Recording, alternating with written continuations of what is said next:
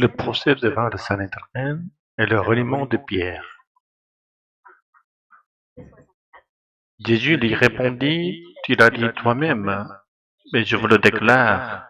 Désormais, vous verrez le Fils de l'homme siéger à la droite du Tout-Puissant et venir sur les nuées du ciel. » Lorsque les faux témoignages des témoins appelés au procès du Sanhédrin ne réussirent pas à fournir une preuve décisive contre Jésus, le grand prêtre intervient personnellement pour l'interroger et il est exigeant de Jésus qu'il déclare lui-même s'il était le Fils de Dieu ou le Christ. Mais que signifiait dans la société juive de l'époque l'expression Fils de Dieu? Il ne s'agissait probablement pas du Fils en tant que douzième personne de la Trinité comme nous le comprenons aujourd'hui. Dans la tradition de l'Ancien Testament, cette expression pouvait revêtir trois sens. Premièrement, les anges du ciel. Deuxièmement, le peuple élu de Dieu, c'est-à-dire Israël. Troisièmement, le roi d'Israël, qui était parfois appelé le Fils de Dieu. Parmi ces trois sens, c'est sans doute le troisième qui est visé ici. La question posée à Jésus était donc probablement celle-ci: es-tu celui qui, en tant que descendant de David, a été oint par Dieu pour venir rétablir la royauté d'Israël? Jésus restait jusque-là silencieux, répondit alors de manière indirecte. Tu l'as dit toi-même. Par cette réponse, il reconnaît les paroles du grand prêtre, tout en laissant entendre que le sens profond de cette affirmation dépasse leur compréhension. Immédiatement après, Jésus déclare qu'ils verront désormais leur Fils de l'homme assis à la droite du trône céleste, venant sur les nuées du ciel. Dire de soi qu'on est un Messie royal était en soi un blasphème dans la société juive, où l'attente messianique était vivace. Mais affirmer que l'on siégera à la place de Dieu, cela en revanche constituait une véritable profanation. Le grand prêtre Caïphe avait l'intention de présenter Jésus comme un chef politique fomentant la rébellion contre Rome, pour pouvoir le traduire devant le tribunal romain. Pourtant, Jésus détermine à marcher vers la croix, révèle pour la première fois en public sa divinité de façon claire. En même temps, en s'appelant lui-même Fils de l'homme, il souligne qu'il possède à la fois la nature divine et la nature humaine. À partir de maintenant, l'expression grecque utilisée ici ne renvoie pas à un futur lointain, mais à un avenir imminent. On pourrait la traduire par « dès maintenant » ou « à partir d'aujourd'hui ».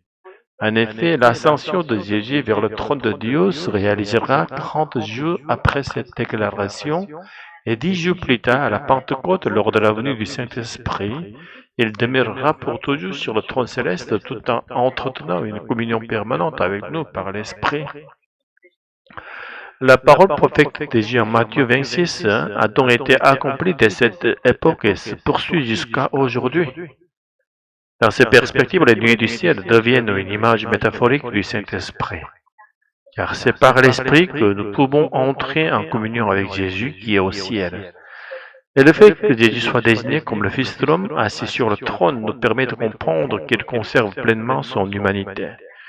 Ainsi, quand Jésus dit que le Fils de l'homme vient sur les nuées du ciel dès maintenant, on peut soutenir que ce n'est pas une prophétie concernant le retour final du Christ, mais l'annonce de sa glorification immédiate.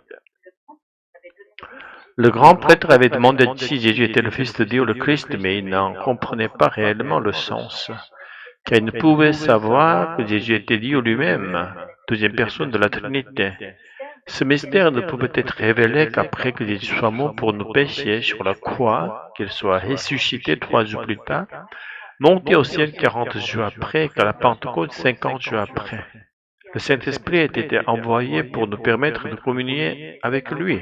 C'est seulement par l'Esprit que nous recevons la révélation que Jésus est véritablement Dieu trinitaire. Le pharisien Paul, qui n'était pas un disciple de Jésus, reçut cette révélation sur le chemin de Damas alors qu'il allait persécuter les chrétiens, et il devint alors l'apôtre des païens. Nous qui étions étrangers et païens aux yeux d'Israël, nous sommes désormais les disciples spirituels de l'apôtre Paul, appelés à entretenir une communion constante avec Jésus-Christ, le Fils de l'homme assis sur le trône céleste par le Saint-Esprit. Seigneur, ouvre les yeux de notre cœur afin que nous puissions voir le Fils de l'homme sur le trône céleste. Accorde-nous la grâce non seulement de contempler Jésus, vrai Dieu et vrai homme, mais aussi par le Saint-Esprit, de vivre sur cette terre en communion avec lui, imitant sa vie terrestre en tant que Fils de l'homme. Même s'il nous faut traverser des souffrances sur ce chemin, accorde-nous la consolation du Saint-Esprit, la paix qu'il donne et la persévérance jusqu'à la victoire finale. Alléluia, Amen. Frère Michel, je lisais récemment Matthieu 26, verset 64, où Jésus dit « Désormais vous verrez le Fils de l'homme siéger à la droite du Dieu Tout-Puissant et venir sur les nuées du ciel. » J'ai toujours cru que cela annonçait le retour du Christ, mais là, j'ai l'impression qu'il parle de quelque chose de plus immédiat. Tu as bien perçu une profondeur dans ce verset. Le mot grec utilisé, à partir, signifie littéralement à partir de maintenant. Jésus ne parle pas seulement de son retour lointain, mais de ce qui va commencer tout de suite après sa passion, sa résurrection, son ascension. Donc, ce trône céleste, cette venue sur les nuées, ce n'est pas seulement un événement futur. Non. Dès l'instant où Jésus monte au ciel, il est intronisé à la droite du Père et des nuées du ciel sont, dans la Bible, souvent le langage de la présence divine. Par le Saint-Esprit, Jésus est venu à nous, il est en gloire, mais aussi en communion avec nous. C'est une vision bouleversante, cela voudrait dire que nous vivons déjà dans le temps du règne du Fils de l'homme. Exactement. Son trône n'est pas éloigné de notre monde. Il règne dans l'invisible et par l'Esprit, il est accessible. C'est pour cela qu'il faut demander à Dieu d'ouvrir les yeux de notre cœur. Je me rends compte que les chefs religieux de l'époque n'avaient aucune idée de ce qu'ils entendaient. Le grand prêtre lui-même ne comprenait pas le sens profond de sa propre question.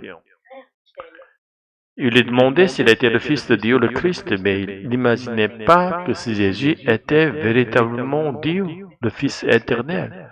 Ce mystère ne peut être compris que par révélation par le Saint-Esprit après la croix, la résurrection et la Pentecôte.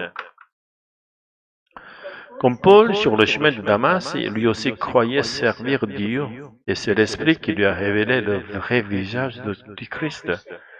Oui, et nous aussi, comme Paul, nous avons besoin que le Saint-Esprit nous révèle continuellement Jésus, non seulement comme notre Sauveur, mais comme celui qui règne, qui vit et qui veut nous faire participer à sa vie céleste tout en vivant sur cette terre. Cela me pousse à prier autrement. Non plus pour voir un jour le ciel, mais pour vivre dès maintenant avec celui qui siège dans le ciel. C'est cela, la vraie vie chrétienne. Contempler le Fils de l'homme sur le trône et par le Saint-Esprit le laisser transformer notre propre humanité, même au milieu des souffrances, sa paix nous garde. Seigneur, ouvre mes yeux pour que je voie l'honneur, l'inconnu glorieux, le Fils de l'homme et que je vive avec lui en lui. Alléluia, que ce soit notre prière quotidienne. Et même si le chemin est rude, l'Esprit nous donne force de persévérance et la joie de la victoire.